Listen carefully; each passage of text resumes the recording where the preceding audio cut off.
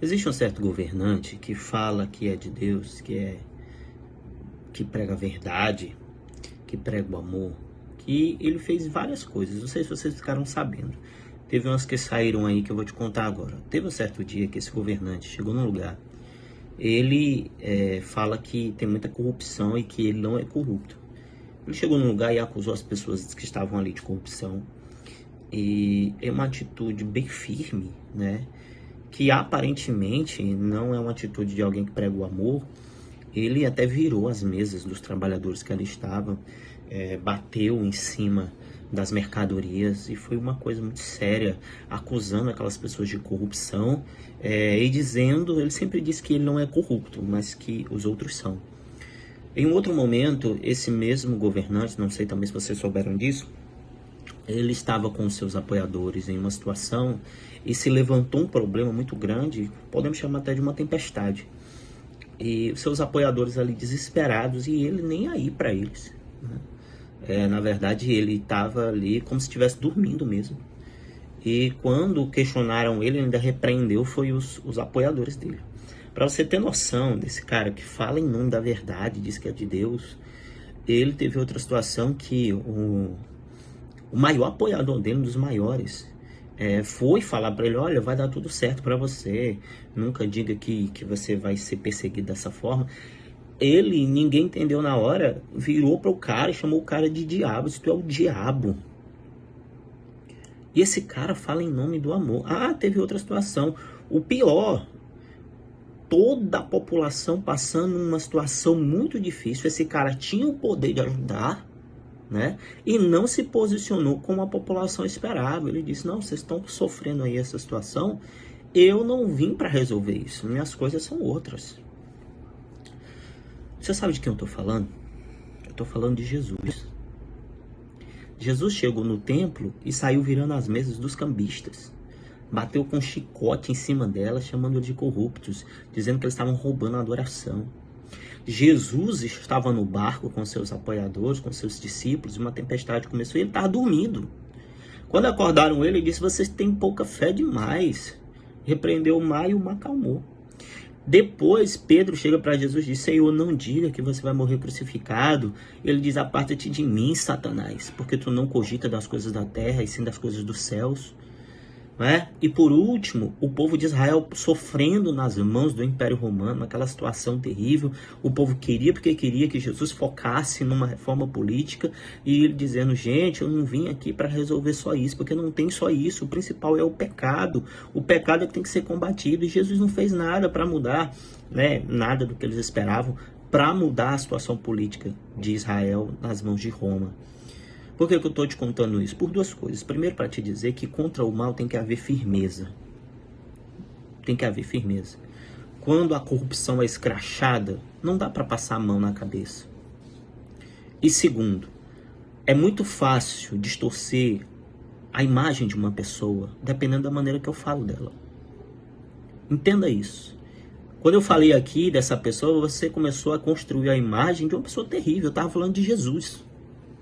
Você percebe que dependendo da maneira como eu falo de alguém, que eu insisto falando mal daquela pessoa, distorcendo a visão dos fatos, ela pode sair da melhor pessoa que já existiu, que foi Jesus, para a pior de todas. Eu estou passando para mandar um recado para você, meu amigo cristão, meu amigo que crê nas Escrituras. Um dia Jesus vira para Ciro, que era um rei pagão, um rei que não adorava a Deus. E ele diz, você é meu servo. E Deus usa Ciro para libertar seu povo da opressão da Babilônia e para construir um templo para ele. Como que Deus pode usar um cara tão pecador como Ciro e chamá-lo de meu servo? Isso ensina a você, meu irmão evangélico, que acha que nós estamos votando em um pastor. Nós não estamos elegendo pastor no dia 2. Nós estamos elegendo um presidente da República. Eu estou fazendo esse vídeo para declarar o meu apoio a Jair Bolsonaro. E para incentivar você que está me ouvindo a votar nele. Porque ele o Bolsonaro não tem modos. Muitas vezes eu vou concordar com você, porque realmente ele vacila muito. Fala palavrão e tal. Eu, como pastor, tenho várias críticas a tecer a ele, mas não como cidadão. como cidadão, ele tem feito um governo excelente. A economia do Brasil está de vento em popa, uma das gasolinas mais baratas do mundo, enquanto o mundo todo está tendo inflação alta dos preços da comida, das mercadorias, aqui está caindo, deflação. Então, querido, para de acreditar no que a Globo diz, para de acreditar no que artista que perdeu o dinheiro da Lei Rouanet diz. Como ele tanto tem falado, João 8,32, conhecereis a verdade vos libertará. Essa história de que Bolsonaro matou pessoas na pandemia, ele não matou ninguém. Ele mandou mais de 500 bilhões de reais para combater a pandemia e não fez mais, porque o Supremo Tribunal Federal entregou o controle da pandemia na mão dos governadores. Então para de acreditar nisso. Ah, o Bolsonaro matou meu familiar. Não, querido, quem matou teu familiar foi a Covid. E muitos governadores e políticos que desviaram o dinheiro que o governo federal mandou. Não vos enganeis. Escuta o que eu vou dizer. Político bom é político que não fica com o teu dinheiro e que aplica ele de maneira inteligente. Isso é político bom. Não é político que vai para a TV falar besteirinha, que vai ter discurso bonito. Se tiver os dois, melhor ainda. Mas o que você prefere? A Bíblia conta a história de Jesus, diz assim, ó, haviam 2 filhos do mesmo pai. Ele diz, vamos trabalhar na fazenda. Um diz, eu vou e não vai. E o outro diz, eu não vou e vai. E Jesus pergunta, qual dos dois obedeceu ao pai? O que fez? Crente, o que importa é o que faz, não é o que fala. Não vote em pessoas pelo que eles falam. Há quantos anos nós escutamos discursos sem frutos? A árvore é conhecida pelos seus frutos, não pelas suas folhas. Para de votar em gente que tem discurso bonito, mas que não tem fruto. O fruto é o maior esquema de corrupção que o mundo já viu. Tem um aí que está querendo ser eleito.